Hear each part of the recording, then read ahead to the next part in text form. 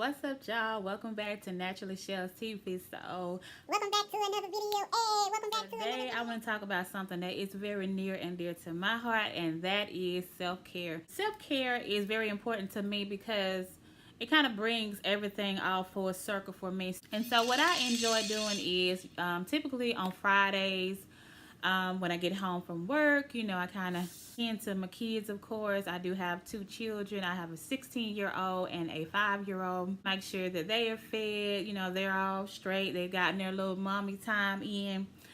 And I like to my full skincare routine, and I take a nice long hot bath. And I really just take that time to just meditate, reflect on the week. After I get out the bathtub, I have exfoliated, then I slather in all kinds of oils and emollients, and I just feel all luxurious, and I feel like a weight has really been lifted off of my shoulders. If you can't go out or you don't have the time to go out and get a professional facial done, you can always do your own facial at home.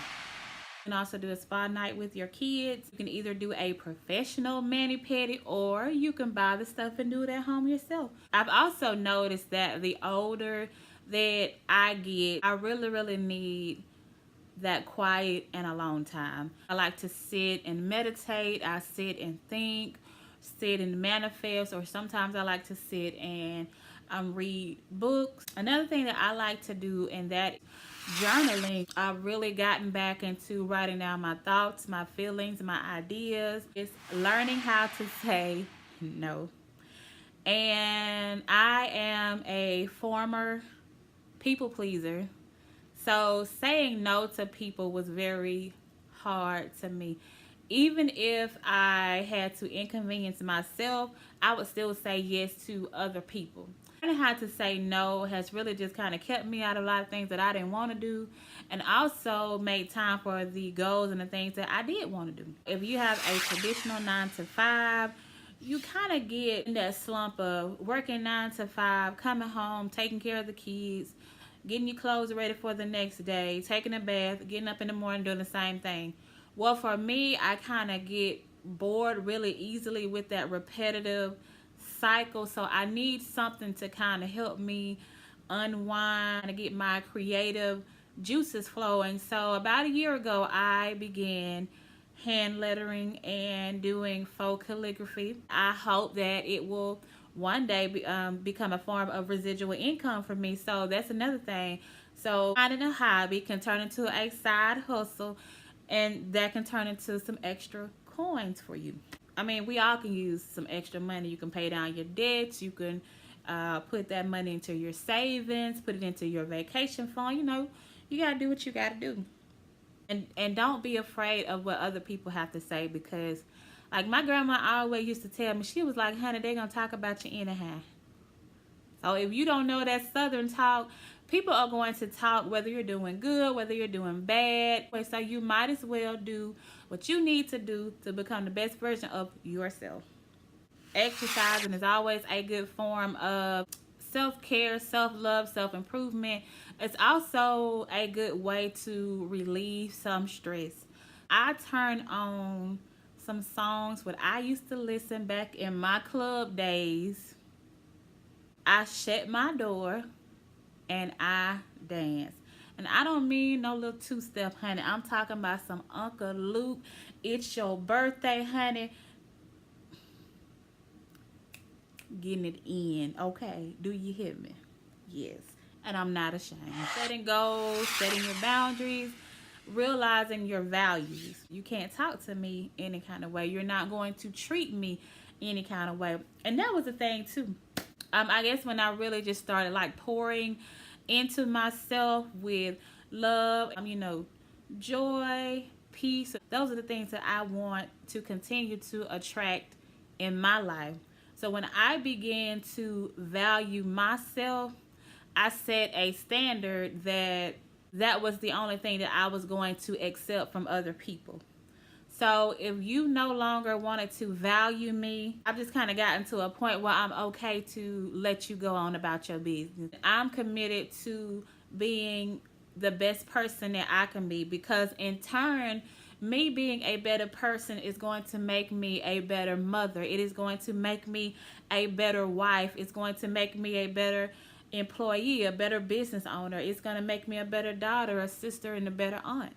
So I have to do what I need to do. Learning how to value yourself and realizing what you need and what you want out of other people as well. So now, if you are someone who is negative or always, want to bring drama, those type of people, I no longer attract those type of people into my life.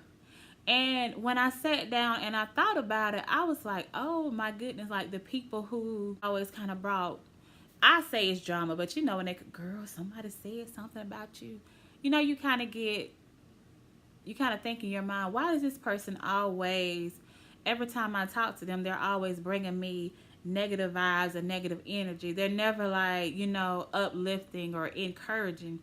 And it was when I began to value myself and pour positivity into myself where I didn't even notice, but those people started to fade out of my life. And when I sat down and thought about it, I was like, look at God. If you're big into self-care, let me know some of the things that you enjoy doing. Let me know of any good books that you are reading. As far as like with the book readers, look and see if you can find a book club in your area. That is something that I do want to get into. I want to get out and learning how to network in different areas with different people. Get out, elevate your mind, Free your mind and the rest will follow. Hey, be colorblind. Don't be so shallow. Like my grandma used to always say, sometimes you need to sit down and be still. So I look at self-care, self-improvement, and self-love are all things that I need to kind of like recharge my battery. If you need someone else to talk to that you feel like there's just a unbiased listening ear, someone to give you advice, go to therapy, go out to counseling, or get a life coach. Just make sure that their goals and their beliefs line up with your beliefs. Just because you have history with something or you've been doing something for a long time, if it no longer brings you joy, even if that is a relationship or anything, you can't be afraid to be alone, and you can't be afraid to walk away from situations that no longer bring you joy. Learning how to forgive yourself for past mistakes or poor decisions that you have made in the past. It took me years, and I really just kind of had to realize that, I did the best that I could at that time. Now that I know better, of course, I'm going to do better. Those famous words of Miss Maya Angelou. Don't hold yourself hostage to those things that you used to do. And just learning how to forgive myself and knowing that sometimes you just have to sit down and think about all the stuff that you have gone through. But on the other side, think about how you made it to the other side. That just makes me so thankful and so grateful that one, I'm not going through those situations anymore. But two, I made it on the other side. Like, don't allow anyone to dim your shine.